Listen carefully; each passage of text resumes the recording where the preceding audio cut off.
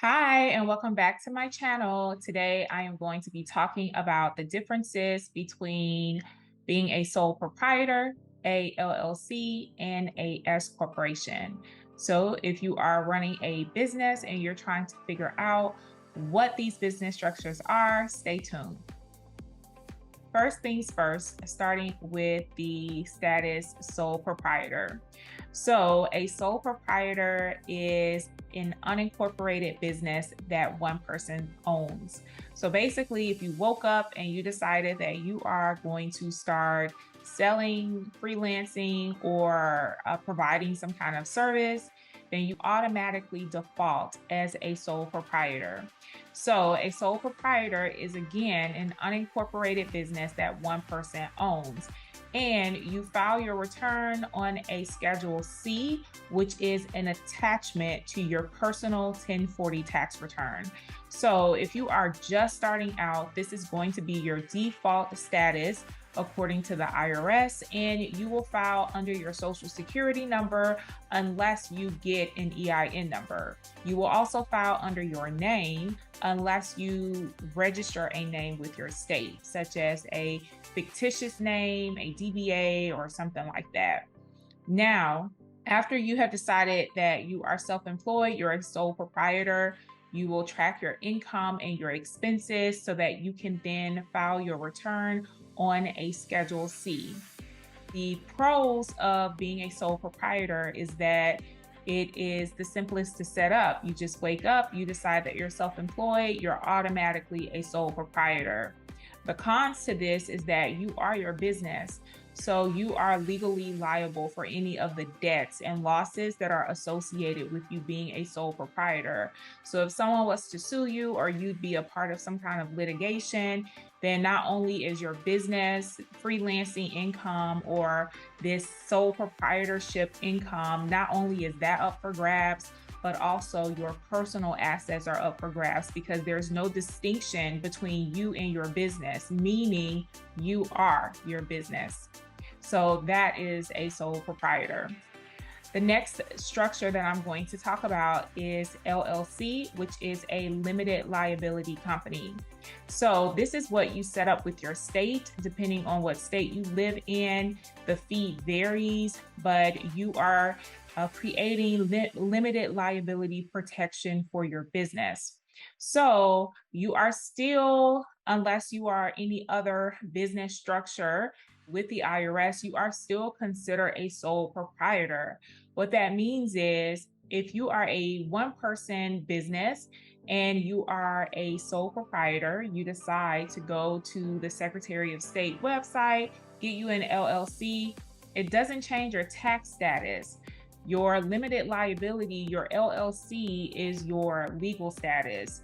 So, what that means is you have that limited liability protection with your state, but you still default for tax status as a sole proprietor. So, for the filing purposes for your tax return, the filing will be the same. You would still file on a Schedule C, which is an attachment to your personal tax return. So, your LLC just creates that limited liability, that legal protection. It creates that umbrella of protection between you and your business so that it separates your personal from your business assets. And the reason why it's so important, and you probably hear this all the time from accountants or other like business advisors and consultants, they say to make sure that you have a business bank account, to make sure that you separate your business from your personal. The reason why this is so important is because it also goes hand in hand with having that limited liability protection. The first step, of course, is creating it, but then you also need to make sure that your assets are completely separated from your business and that you're not commingling funds. So you need to make sure that when you do structure your business as an LLC, and even just any business for that matter, you need to make sure that your personal is not commingled with your business. You have your business account completely separate that has the income and the expenses coming out. And then you have your personal account that's outside of that. The next business structure that I'm going to talk about is S corporation. So, S corporation is a business structure that you usually evolve into as your business has grown in profits. It's not a first business structure option that you should choose because there are caveats and compliances that are associated with being an S corp.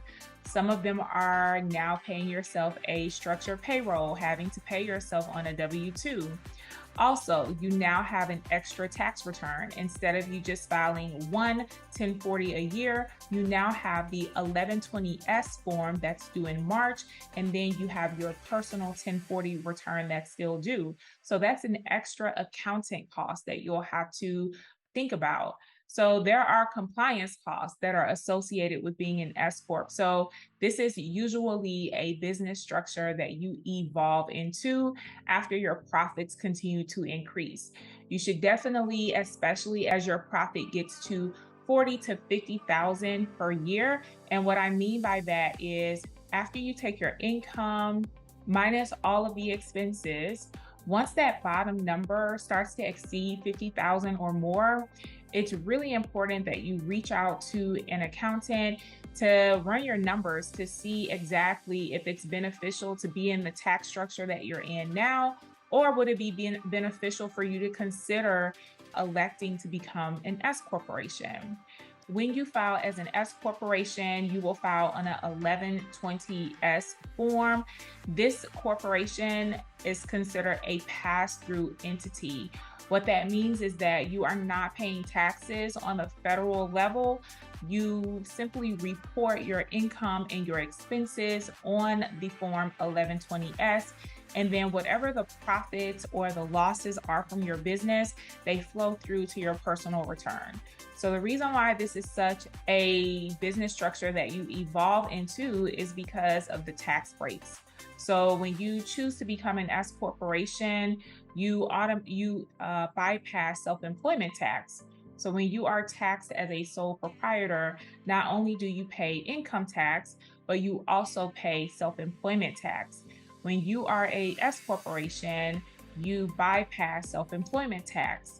But the caveat with that is that the IRS wants you to pay yourself a reasonable salary. So you do pay payroll taxes that are associated with your W 2. So again, you have the compliance costs with setting up the S Corp, you have the compliance costs with having an accountant file an extra tax return, as well as the payroll taxes that are associated with you being an S Corp. So you definitely want to weigh the pros and cons before you just jump into it.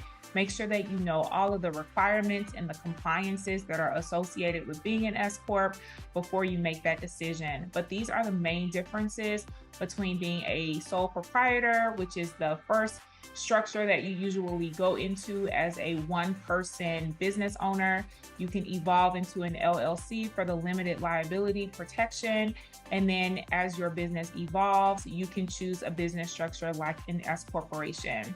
But keep in mind, even as an LLC, you could be more than one business structure, right? You could be a sole proprietor in an LLC. And then you can also be a S corporation and an LLC. So again, the LLC is just your legal structure. It's not your tax structure.